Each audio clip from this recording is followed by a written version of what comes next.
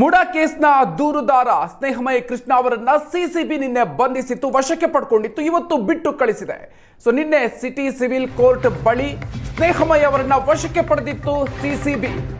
ಬಂಧನ ಅಂತ press note ಅನ್ನ ಕೂಡ ರಿಲೀಸ್ ಮಾಡಿತ್ತು. ಈಗ ಸಿಸಿಬಿ ಬಿಟ್ಟು ಕಳಿಸಿರೋದು.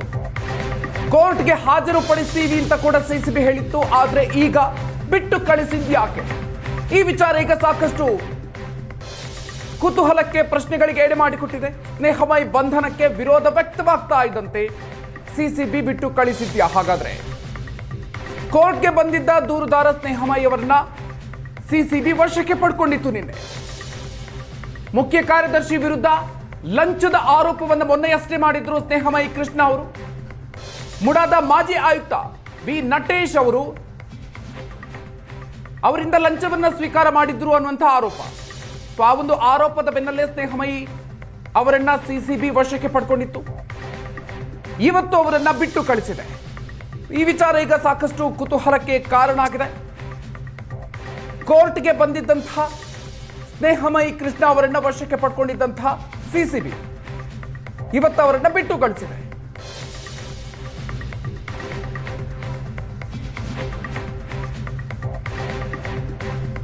ಮುಡಾ ಮಾಜಿ ಆಯುಕ್ತ ನಟೇಶ್ ನನ್ನ ವಿರುದ್ಧ ಸುಳ್ಳು ದೂರು ನೀಡಿದ್ರು, ನನ್ನನ್ನು ಅರೆಸ್ಟ್ ಮಾಡಿಲ್ಲ, ಕೇವಲ ವಿಚಾರಣೆ ಮಾಡಿ ಬಿಟ್ಟು ಕಳಿಸಿದ್ದಾರೆ. ಸಿಸಿಬಿ ವಶದಿಂದ ಬಿಡುಗಡೆಯಾದ ನಂತರ ದೂರುದಾರ ಸ್ನೇಹಮಯಿ ಕೃಷ್ಣ ಅವರು ಕೊಟ್ಟಿರುವಂತಹ ಹೇಳಿಕೆ ಇದು.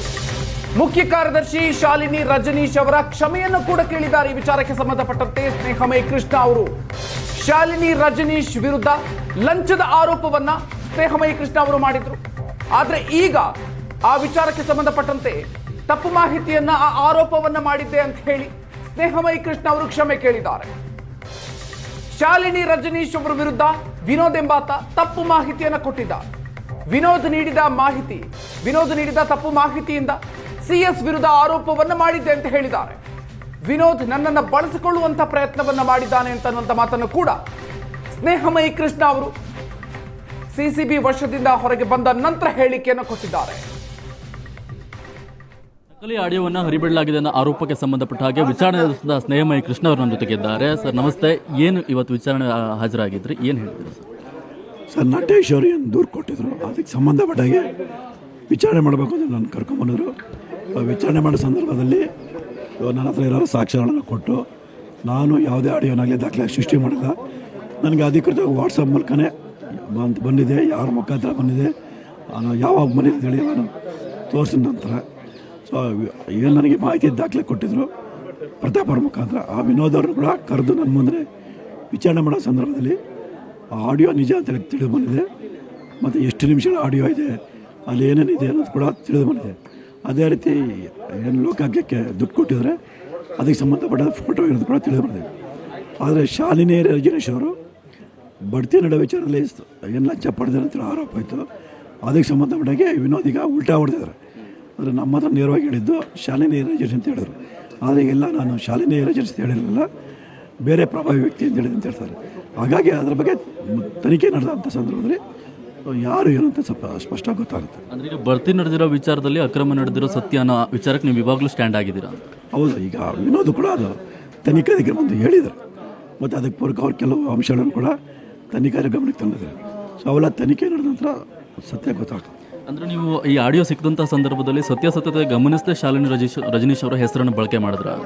ಸರ್, ಆಡಿಯೋ ಸಂದರ್ಭದಲ್ಲಿ ನಾನು ಶಾಲಿನಿ ರಜನೀಶ್ ಹೆಸರು ಬಳಸಿಲ್ಲ. ಬಡ್ತಿ ಬಂದಂಥ ಬಡ್ತಿ ಪಡೆಯೋ ಸಂದರ್ಭದಲ್ಲಿ ಸೊ ಲಂಚದ ಹಣ ಹೋಗಿದೆ ಅನ್ನೋ ವಿಚಾರ ಬಂದಾಗಷ್ಟೇ ನಾನು ಶಾಲಿನಿ ರಜನೀಶ್ ಹೆಸರು ಉಲ್ಲೇಖ ಮಾಡಿರೋಂಥದ್ದು. ಓಕೆ, ಈಗ ಮುಂದಿನ ವಿಚಾರಣೆ ಯಾವ ರೀತಿಯಾಗಿದೆ ಸರ್? ಅದೇ ಮಂಗಳವಾರ 24ನೇ ತಾರೀಕು ಬರೋಕ್ಕೆ ಹೇಳಿದ್ರೆ ಬರ್ತೀನಿ ಅಂತ ಹೇಳಿದ್ದೀನಿ. ಓಕೆ ಸರ್, ಧನ್ಯವಾದ. ಇದಿಷ್ಟು ಸ್ನೇಹಮಯಿ ಕೃಷ್ಣ ಅವರ ಮಾತುಗಳು. ಕ್ಯಾಮ್ರಾ ಪರ್ಸನ್ ಪ್ರಸಾದ್ ಜೊತೆಗೆ ಶರತ್, ಏಷ್ಯಾನೆಟ್ ಸುವರ್ಣ ನ್ಯೂಸ್, ಬೆಂಗಳೂರು. ಇನ್ನು ಸ್ನೇಹಮಯಿ ಕೃಷ್ಣಗೆ ಆಮಿಷವೊಡ್ಡಲು ನಟೇಶ್ ಯತ್ನಿಸಿದ್ದ ಆಡಿಯೋ ಕೇಸ್ಗೆ ಸಂಬಂಧಪಟ್ಟಂತೆ ಸ್ನೇಹಮಯಿ ಕೃಷ್ಣಗೆ ನಟೇಶ್ ಮಾತಾಡಿದಂತಹ ಆಡಿಯೋ ಕಟ್ಟಿದಂತಹ ವ್ಯಕ್ತಿಯನ್ನ ಬಂಧನ ಮಾಡಲಾಗಿದೆ. ಮುಡಾ ಕೇಸ್ನಿಂದ ದೂರ ಉಳಿಯುವಂತೆ ಆಮಿಷವೊಡ್ಡಲಾಗಿತ್ತು ಅಂತ ಸ್ನೇಹಮಯಿ ಕೃಷ್ಣ ಅವರು ಹೇಳಿದ್ರು. ವಿನೋದ್ ಎಂಬಾತನ ಜೊತೆಗೆ ನಟೇಶ್ ಮಾತಾಡಿದ್ದಾರೆ ಅನ್ನುವಂಥ ಸಂಭಾಷಣೆ. ಮುಡಾ ಮಾಜಿ ಆಯುಕ್ತ ಡಿ ಬಿ ನಟೇಶ್ ಮಾತಾಡಿದ್ದಾರೆ ಎನ್ನಲಾದಂತಹ ಆಡಿಯೋ ಇದು. ಸ್ನೇಹಮಯಿ ಕೃಷ್ಣಗೆ ಆಡಿಯೋ ಕೊಟ್ಟಿದ್ದಂಥ ವಿನೋದ್, ಆತನನ್ನ ಈಗ ಬಂಧನ ಮಾಡಲಾಗಿದೆ. ಮೈಸೂರಿನ ವಿನೋದ್ ಎಂಬಾತನನ್ನ ಸಿಸಿಬಿಯಿಂದ ವಿಚಾರಣೆಯನ್ನ ನಡೆಸಲಾಗ್ತಾ ಇದೆ. ಸ್ನೇಹಮಯಿ ಕೃಷ್ಣ ಅವರನ್ನ ಬಿಟ್ಟು ಕಳಿಸಿ ಈಗ ಮೈಸೂರಿನ ವಿನೋದ್ ಆತನನ್ನ ಈಗ ಸಿಸಿಬಿ ಬಂಧಿಸಿರೋದು. ಅಪಪ್ರಚಾರವನ್ನು ನಡೆಸಲಾಗ್ತಿದೆ ಅಂತ ಹೇಳಿ ಮುಡಾ ಮಾಜಿ ಆಯುಕ್ತ DB ನಟೇಶ್ ದೂರನ್ನ ಕೊಟ್ಟಿದ್ರು. ಈಗ ಈ ಪ್ರಕರಣಕ್ಕೆ ಸಂಬಂಧಪಟ್ಟಂತೆ ಸ್ನೇಹಮಯಿ ಕೃಷ್ಣಗೆ ಆಡಿಯೋ ಕೊಟ್ಟಿದ್ದಂತಹ ವಿನೋದ್ ಎಂಬಾತನನ್ನೀಗ ಬಂಧನ ಮಾಡಲಾಗಿದೆ. ಸ್ನೇಹಮಯಿ ಕೃಷ್ಣ ಅವರು ಕೂಡ ಈಗಷ್ಟೇ ಹೇಳಿಕೆಯನ್ನು ಕೊಟ್ಟಿದ್ರು.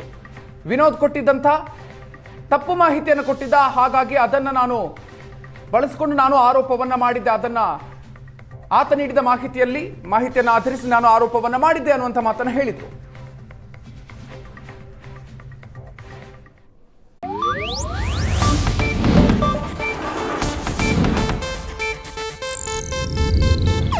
ಇದು ಏಷ್ಯಾನೆಟ್ ನ್ಯೂಸ್ ನೆಟ್ವರ್ಕ್ ಪ್ರಸ್ತುತಿ.